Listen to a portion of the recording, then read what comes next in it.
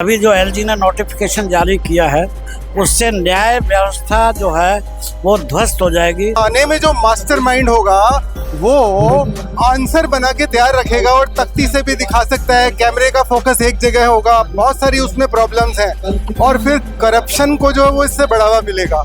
अगर सब कुछ थाने में बैठ के या घरों में बैठ के ही हो जाएगा तो ये अदालतें बनाने की जरूरत नहीं है। जो भी चीजें जो भी कानून बनते हैं ना हमारे समाज के सिस्टम के हिसाब से बनते हैं। जब आप अपने सिस्टम को रैप्चर कर दोगे तो अनुच्छेद और धाराएं सब धरी रह जाती हैं। पुलिस के हाथ में कंप्लेंट रजिस्टर करने से लेके उसको खत्म करने तक की पावर अब पुलिस को दे दी गई है। मतलब वकील की पावर खत्म, वकील की भी पावर खत्म, आगे आने वाले टाइम में जुडिशरी की भी पावर खत्म। नमस्कार दोस्तों, आज हम दिल्ली के द्वारका कोर्ट में हैं। जैसा कि आप सभी को पता है कि अभी सभी कोर्टों में स्ट्राइक चल रही है और एक बात मैं आपको बता दूं, ये जितने भी एडवोकेट हैं, सीनियर एडवोकेट हो गए चाहे लॉयर हो गए, ये सभी जो लड़ाई लड़ रहे हैं ये एक न्याय की लड़ाई है और इसमें जनता के हित की बात है। ये कहीं ना कहीं कानून व्यवस्था और जो न्याय की व्यवस्था करने के लिए, जो न्याय को उजागर करने के लिए न्याय के जो साथी होते हैं यानी एडवोकेट, वो जनता की लड़ाई लड़ रहे हैं। तो आइए कुछ यहाँ पे जो सीनियर एडवोकेट है हम उनसे बात कर लेते हैं कि सर ये मामला क्या है, क्या चीज है इसमें जो जनता के हित के लिए हो रही है। तो हम बात कर लेते हैं। नमस्कार सर। नमस्कार सर, ये जो बातें हो रही है अभी जिस चीज के लिए स्ट्राइक हो रहा है, क्या मुद्दा है इसमें? मेरा नाम जीडी पाराशर एडवोकेट है और मैं ये बात कहना चाहता हूँ जो हमारा स्ट्राइक है ये वकीलों की कोई अपने व्यक्तिगत लड़ाई नहीं है, ये न्याय के लिए लड़ाई है। क्योंकि अभी जो एलजी ने नोटिफिकेशन जारी किया है उससे न्याय व्यवस्था जो है वो ध्वस्त हो जाएगी। क्योंकि जो पुलिस ऑफिसर थाने से बैठ के एविडेंस देंगे या जो भी गवाहों को वहाँ से एविडेंस देंगे वो वहाँ वो इन्वायरमेंट नहीं है, जस्टिस टेम्पर होगा। और दूसरे लोग जो है जो एक्यूज है किस उनको न्याय जो मिल, अगर कोई एक्यूज है अगर दोष साबित होता है तो उसमें न्याय जो वो तो उसको सजा मिलनी चाहिए, ठीक है। लेकिन न्याय की जो अपॉर्चुनिटी है वो उसको अपना बचाव करने की अपॉर्चुनिटी है, वो उसको वहाँ नहीं मिल पाएगी इस नोटिफिकेशन की वजह से। क्योंकि पुलिस अपना मनमानी करेगी और आगे जो है। सर, ये जो नोटिफिकेशन आया है जैसा कि सर ने बताया एलजी का नोटिफिकेशन, ये कब से आया हुआ है और ये अभी क्यों स्टार्ट हुआ है स्ट्राइक? कितने दिन हो गए आए हुए? भाई 13/8 को ये नोटिस आया है और जो हमारी जो एडवोकेट फ्रेटर्निटी है, बीइंग जो पब्लिक रिप्रेजेंटेटिव, हम पब्लिक को ही रिप्रेजेंट करते हैं और इसमें जो गवाहियाँ जो पुलिस की ऑनलाइन होनी शुरू हो जाएंगी और थाने से ही शुरू हो जाएंगी, तो इसमें एक फ्लॉ है कि इसमें बायस्ड जो है वो हो जाएगा केस जो है ना। एक बयान करने वाले को जो है वो 10 लोग जो ट्यूटर करने के लिए तैयार रहेंगे, पूरा उसको बैकअप मिलेगा। उसको जिस तरह से हम जब क्रॉस एग्जामिन करते हैं, हम क्वेश्चनर बनाते हैं, हम क्वेश्चंस बनाते हैं, इसी तरह से जो थाने में जो मास्टरमाइंड होगा वो आंसर बना के तैयार रखेगा और तख्ती से भी दिखा सकता है, कैमरे का फोकस एक जगह होगा, बहुत सारी उसमें प्रॉब्लम्स हैं और फिर करप्शन को जो है वो इससे बढ़ावा मिलेगा। यानी कि पूरा का पूरा जो है वो थाना जो है वो एक जो है वो बायस्ड एटीट्यूड हो जाएगा और वो पब्लिक के खिलाफ है और वो विटनेस और डिफेंस उसके अक्यूज के खिलाफ है।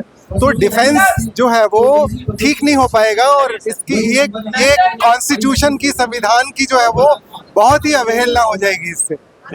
हम और भी लोगों से बात करते हैं कि आखिर में ये जो मसला चल रहा है और इसमें जनता के हित की जो बात उठ रही है और आप लोगों को पता है कि न्याय की आवाज उठाने के लिए हमारी जो देश की पुलिस है वो कहीं ना कहीं एक भ्रष्टाचार की लेन में चल रही है और जो लॉयर होते हैं, एडवोकेट होते हैं, वो कहीं ना कहीं जनता के न्याय की बात करते हैं। तो सर, इसमें किस तरीके का उल्लंघन है? क्या इसमें कोई संवैधानिक जो अनुच्छेद है उसका भी जनता का हनन हो रहा है? बिल्कुल हो रहा है, चूंकि पुलिस जो है, अगर पुलिस को यह सुविधा दे दी जाएगी कि वह थाने में बैठ करके सारी गवाहियां डिक्टेट करें और वो जो 161 के बयान को सेम टू पढ़ेंगे और पढ़ करके कन्विक्शन रेट जो है, जो जिनके अगेंस्ट जो है, यह होना चाहिए कि उनको नेचुरल जस्टिस मिलना चाहिए, वो नेचुरल जस्टिस के अगेंस्ट है और जो नेचुरल जस्टिस के अगेंस्ट है वह कोर्ट में ही एविडेंस गवाही के आधार पर किया जा सकता है।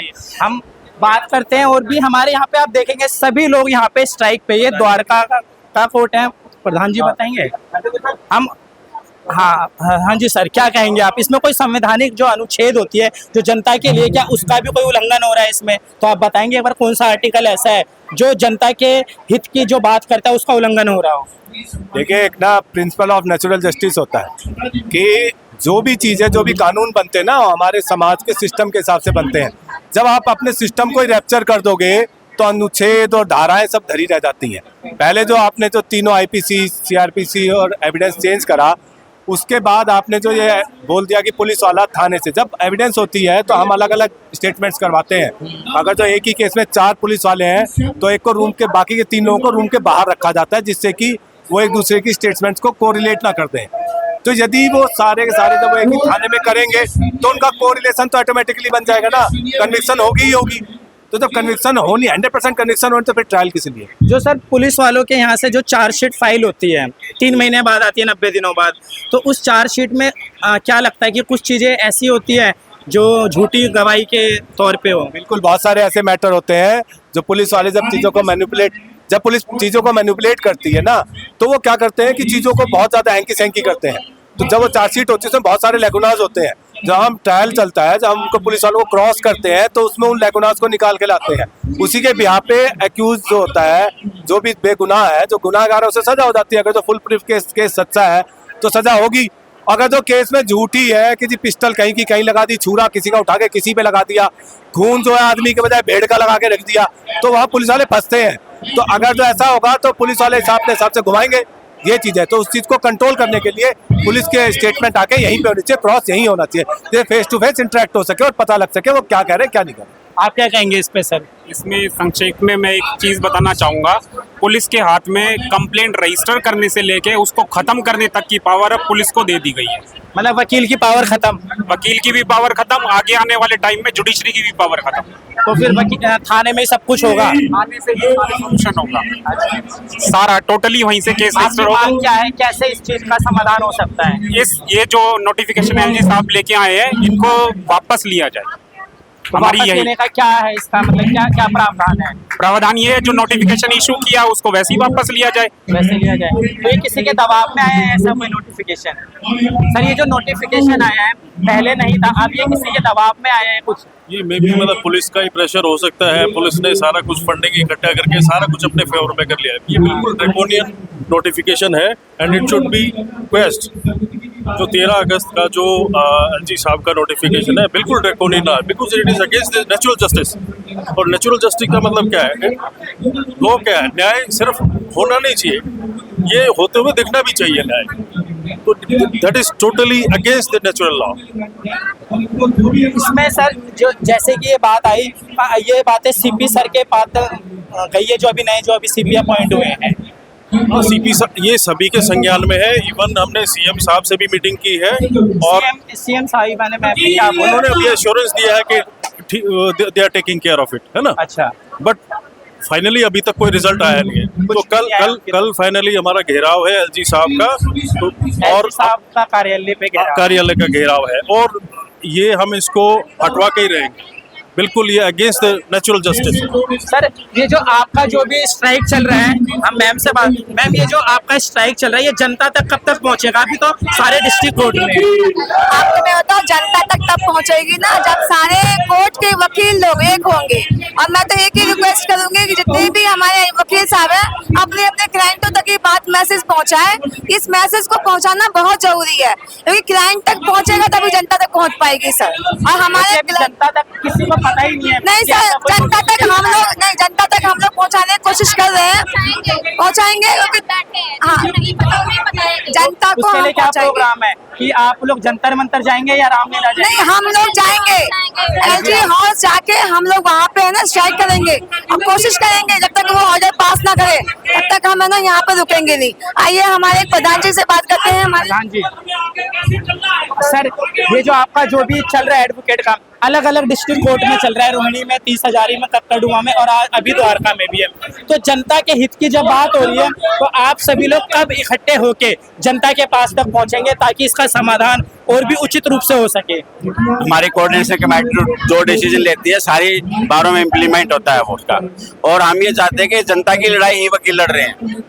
हमने तो कहीं भी प्रैक्टिस करनी है कर लेंगे, बट इससे नुकसान जो है जनता को होना है 1 से 100% होना है, क्योंकि पुलिस वाले आर्बिट्रेटरी पुलिस में बंद करके अपने हिसाब से एविडेंस देंगे, मैनिपुलेशन करते हैं, कोई केस प्रॉपर्टी को मैनिपुलेशन करते हैं, सारा का सारा पब्लिक को ही नुकसान होना है। वकीलों के लिए कोई वो नहीं है, वकील ने प्रैक्टिस करनी है, पब्लिक को देखना है कि लड़ाई वकील आपके हक की लड़ रहे हैं तो हमारे साथ। हमारे देश में कई ऐसे वकील हैं जिनकी साठ-गांठ अक्सर थाने में भी होती है, तो क्या लग रहा है आपको आसानी है या पुलिस को आसानी है या जनता को नुकसान है? जनता को तो इनडायरेक्टली नुकसान है ही, पर आप लोगों के लिए या इजी है क्या ये? आप लोगों की तो साठ-गांठ थाने में होती है। हमें भी नुकसान है, क्योंकि जो जजों को भी नुकसान है, हमें नुकसान नहीं है। आप लोग तो दोस्त संबंधी हमें बेसिकली क्या है, अगर मान लो थाने से कोई एविडेंस होगी, वो वहाँ बैठा बैठा फाइल भी पढ़ रहा है, हम यहाँ पे क्रॉस कर रहे हैं, हमें क्या पता वो क्या बताएगा। अगर हमने उससे पूछा कौन सी तारीख थी, क्या समय था, उसके सामने खुली हुई है फाइल, वो बता देगा। जबकि कोर्ट में ऐसी कोई प्रोसीजरिंग नहीं होती, कोर्ट में तो फाइल बंद होती है, वहाँ खुली रहेगी। अच्छा, तो वहाँ से बता देगा। हाँ, और क्या। तो पूरा का पूरा ये कानून जो है तो जो जनता हमारे के समानता का जो अनुच्छेद है संविधान में, वो पूरा का पूरा हनन है, पूरा वायलेशन क्योंकि कहीं ना कहीं समान है, है उसका ही नहीं है। पूरा वायलेशन है। इस सेक्शन को मतलब आ चुकी है। ये बेसिकली क्या है, ये सेक्शन ऐसा नहीं है। मैं कह रहा हूँ अगर वीडियो कॉन्फ्रेंसिंग है, कोई बीमार है, कोई बेड रिडन है, उसके लिए है, ये थोड़ा कि पुलिस वालों के लिए। इसका मतलब पुलिस वाले आगे क्या करेंगे, आज पुलिस वाले कल विटनेस को अपने थाने से ही गवाही कराएंगे। आने वाले समय में पुलिस वाले जो आई विटनेस होगा उसके सर पे बैठ जाएंगे और सीनियर एडवोकेट से मैम से बात करते हैं। मैम, अभी जैसा कि आपने बताया जितने भी लॉयर है अलग अलग डिस्ट्रिक्ट कोर्ट में भी स्ट्राइक कर रहे हैं, तो ये बातें जनता के हित की बातें, तो उन तक कब तक पहुंचेगी ये? क्योंकि कई दिनों से चल रहा है, अभी आम आदमी को किसी को पता नहीं है कि ऐसा भी कोई नोटिफिकेशन आया है जिसमें पुलिस वाले हैं वो अपनी मानामानी चला। मैं द्वारका कोर्ट की लेडी मेंबर एग्जीक्यूटिव हूँ और है ना ये 6 दिन से स्ट्राइक चल रही है और हमारी ये आवाज है ना, मुझे लग रहा है जन जन तक जा रही है। और देखना ये अगर आज तक नहीं मानते हैं ना एलजी, तो मेरा ये मानना है परसों मंडे से हमारे साथ फेवर में जनता भी आ जाएगी। तो जो संवैधानिक अनुच्छेद है आर्टिकल, इसके बारे में क्या कहेंगे? आर्टिकल 21 और आर्टिकल 21 का उल्लंघन है ये। अच्छा, आप बताइए क्या कहेंगे? देखिए, ये आर्टिकल 21 का उल्लंघन ही नहीं, अदरवाइज ये फेयर ट्रायल के अगेंस्ट है, क्योंकि अगर सब कुछ थाने में बैठ के या घरों में बैठ के ही हो जाएगा तो ये अदालतें बनाने की जरूरत नहीं है। और जहाँ तक जनता का सवाल है, धीरे धीरे हम सब लोग जनता तक ये आवाज ऑलरेडी पहुँचा चुके हैं। और अगर एलजी साहब ने या सरकार ने हमारी आवाज नहीं सुनी तो आज नहीं तो कल आप देखेंगे कि पूरा जनसमूह हमारे साथ उमड़ेगा। हम लोग सब लोग घर घर जाकर 13 अगस्त को आया है नोटिफिकेशन, आपको क्या लग रहा है कि अभी जो वर्तमान में जो सरकार है उनके आने पे ये हुआ है या पहले भी ऐसा था? देखिए, डिक्टेटरशिप हुई अभी वर्तमान सरकार। देखिए, इसमें कोई डिक्टेटरशिप या सरकार की बात नहीं, ये उनके विचारों की बात है। कौन सी सरकार किस तरीके से हमारे बारे में सोचती है ये उस पर डिपेंड करता है। मेरा कोई दोषारोपण नहीं है, लेकिन ये है कि उन लोगों ने बजाय जनता हित की सवाल सोचने के बजाय वहाँ बैठकर कुछ ऐसे ही फैसले कर दिए हैं जो कि कानूनी तौर पे सही नहीं है। ये तो मैम, अगर आपका ये कहना है ना, हम किसी जनता नेता के अगेंस्ट में नहीं कह रहे हैं, हमें ना किसी पार्टी के अगेंस्ट में कह रहे हैं, हम अपने जनहित की बात कर रहे हैं। जब 90 दिन तक वो चार्जशीट कोर्ट में फाइल नहीं करते हैं तो बताइए कैसे वहाँ पर वो अपना वो कर देंगे, बयान गवाही दे देंगे। ये भी बात है ना ये सर। बात तो है, जैसे कि मैं भी न्याय व्यवस्था के लिए तो आप लोग हो, कानून व्यवस्था के लिए पुलिस है। जब कानून व्यवस्था जनता तक नहीं पहुंचेगी, उनके साथ कहीं ना कहीं किसी ना किसी झूठे आरोप में भी जनता को खड़ा कर दिया जाता है। ये इस कानून के आने से वकीलों को नहीं है नुकसान, आम जनता को भी नुकसान है, क्योंकि उनके साथ न्याय पूरी तरीके से नहीं हो पाएगा। और इसीलिए हम लोग रोड जाम कर रहे हैं, ट्रांसपोर्ट रोक रहे हैं, ये अपनी बात जन जन तक पहुँचा रहे हैं कि उन्हें पता चले कि ये वकीलों का नुकसान नहीं है, ये आम जनता का नुकसान है। से कुछ अभी हुई और हम नहीं, बातें चल रही है, मीटिंग हो रही है, लेकिन अभी कोई हल नहीं निकला। आशा कर रहे हैं आप लोगों का काम क्या होगा इसका, ये कर रहे हैं? आशा कर रहे हैं कि एलजी साहब हमारी बातें सुने और अपना नोटिफिकेशन विड्रॉ करें ये सुप्रीम कोर्ट में भी नोटिफिकेशन आ चुका है आज कि अगर इसके वो भी इसके खिलाफ है, इस कानून इसके नोटिफिकेशन जनहित याचिका नहीं जाएगी PIL जनहित याचिका ऑलरेडी फाइल है 3 सितंबर की डेट। हाँ, वो दिल्ली हाई कोर्ट में फाइलेंगे। नेक्स्ट डेट ऑफ हियरिंग 3 सितंबर है। दिल्ली हाई कोर्ट में जनहित याचिका फाइल हो रही है। Already file. तो याचिकाकर्ता का नाम हम जान सकते हैं? लड़की है, 2 लोगों ने फाइल करी है। एक बिस्ट लड़की है, बिस्ट है, एडवोकेट बिस्ट है। हाँ, आकांक्षा बिस्ट है, क्या है उसका नाम, और एक और है कुलदीप जी है शायद। इन लोगों ने फाइल कर रखी है। करेक्ट। तो आप सभी लोग सहमत हैं? चलिए। भारत न्यूज़ लाइव से जुड़ने के लिए इसे लाइक, सब्सक्राइब और बेल आइकन दबाएं।